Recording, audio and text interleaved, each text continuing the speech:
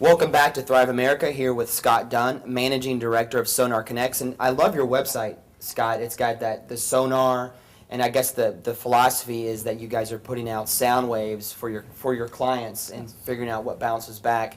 And what a powerful concept that is. So I really like it. Thank you very much, Brent. And again, we always talk to people about there's really not any new ideas out there. There's existing ideas and bringing them together. Sonar is, it was developed back in the 40s for the military. The subs and depth, all that kind of good stuff. It's also in nature.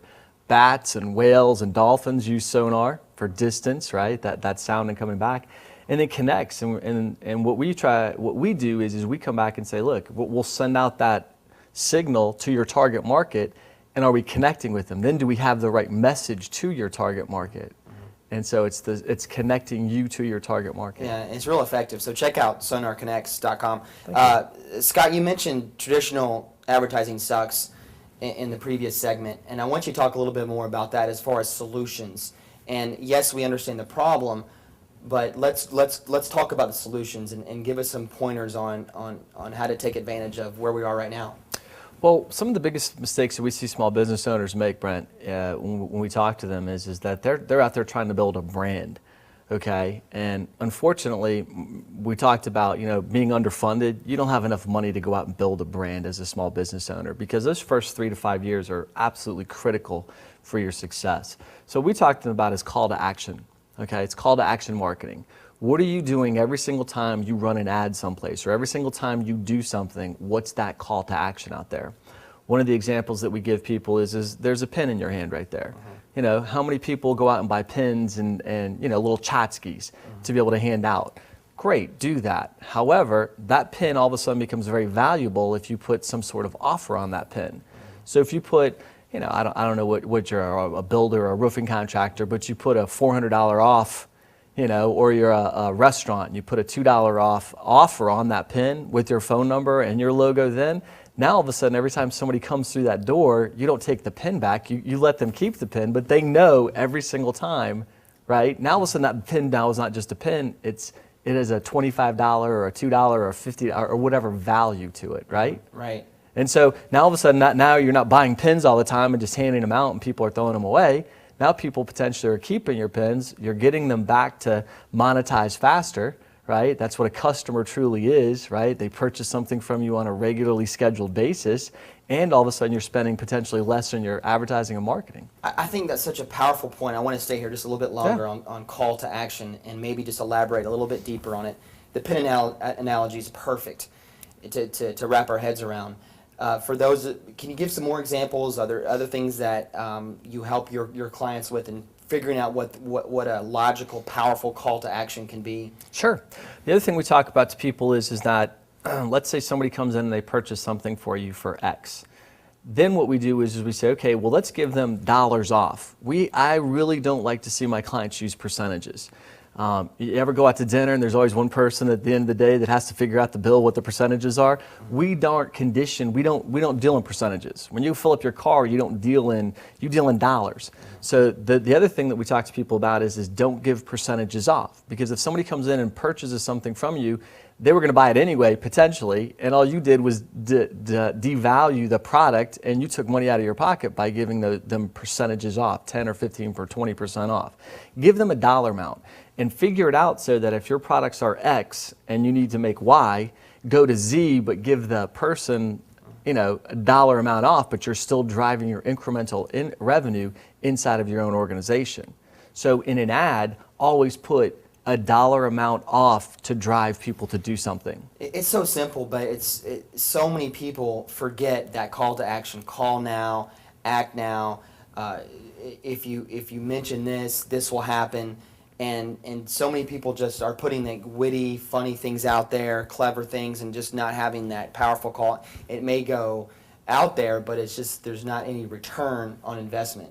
And that's what everybody talks about is what's the ROI. And everybody's all about accountability and tracking, because you have to be able to track what's working and what's not working. And as a small business owner, you have to have your finger on the pulse all the time. You can't afford to take it off there. And kind of to your point, if you're looking for agency awards, you probably, in my opinion, are dealing with the wrong people. What we talk to people about is how can we impact your organization? The awards business for agencies is a whole nother level of advertising out there that small business people can afford. Gotcha. Now, your next point here is social media and how to leverage it to monetize it.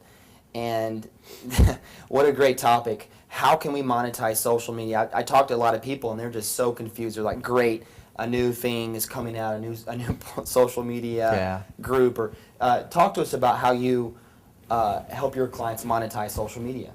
Absolutely. Well, what we talked about to our clients is that, first of all, you have to be able to create the community. And there's been a lot of talk about that, and it's pretty standard now. Everybody kind of knows that. Then what we talk to people about is after you've created that community, what kind of impact are you making in that community? How engaged are you in these social media fields?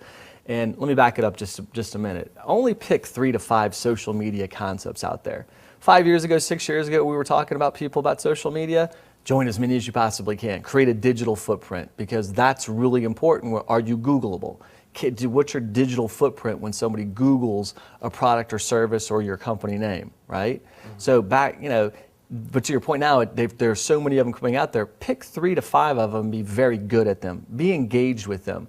Being a member of 50 of them and not doing anything but updating a profile, you're not going to do yourself near the justice as being a member of 3 of them and actively being engaged with them. So what kind of impact are you making in those communities? And then it's how fast can you build trust, right? Because trust, we always talk people do business with people they like, know, and trust, right? Well, I know a lot of people. I like a lot of people, and they can buy me beer anytime that they want to, Brett, all right? But at the end of the day, I only trust a select few people to come into my organization and help me run my business, right? So how fast can I build trust? Because the faster we build trust, the faster we're going to monetize our audience or our target market sitting out there.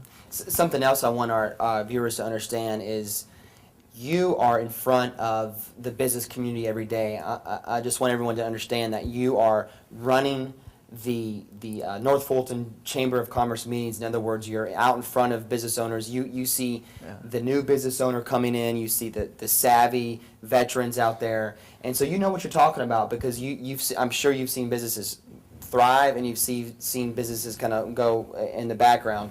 So I just kind of want to allude that. Thank you. Your next point is every day in business is another day in business.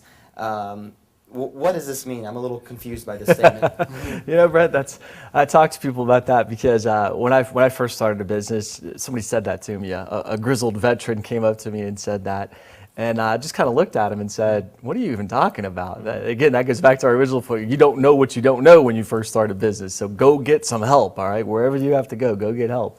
And after being in business now for as long as we've been in business, it is true. Because you have to weather so many things. The cash flow crunches that you're going to run into, employee issues that are going to happen. Being in business, your largest customer is going to not pay you or go out of business or something. There's always going to be all these little curveballs that are going to be thrown at you every single day. And so what we find is that you don't have to be phenomenal at everything, but you have to be good at every single aspect in your business. And then as you start to maintain and grow your business, then you go find experts and you hire those experts to run part of your business. Yeah. But every day you're in business is another day you live to fight the battle. Gotcha. Right? Yeah, I gotcha. And there were some things that you pointed out to me in my journey. SCORE is a great free service. And a lot of guests have talked about building a board of advisors. There's mentors out there that are more than willing because they like you. They like your idea, and they'll go to a board meeting once a month to be your advisor. Mm-hmm. And a board of advisors from the accounting side, the marketing side, and I just want to mention that as something that came to me. So Scott, we're going to break now and bring you back to our final segment where you're going to give me some personal advice on how we can take this show to the next level, and what you predict in the future, if you could predict something in the future that would revolutionize your industry. So we'll be right back with Scott Dunn. Thank you.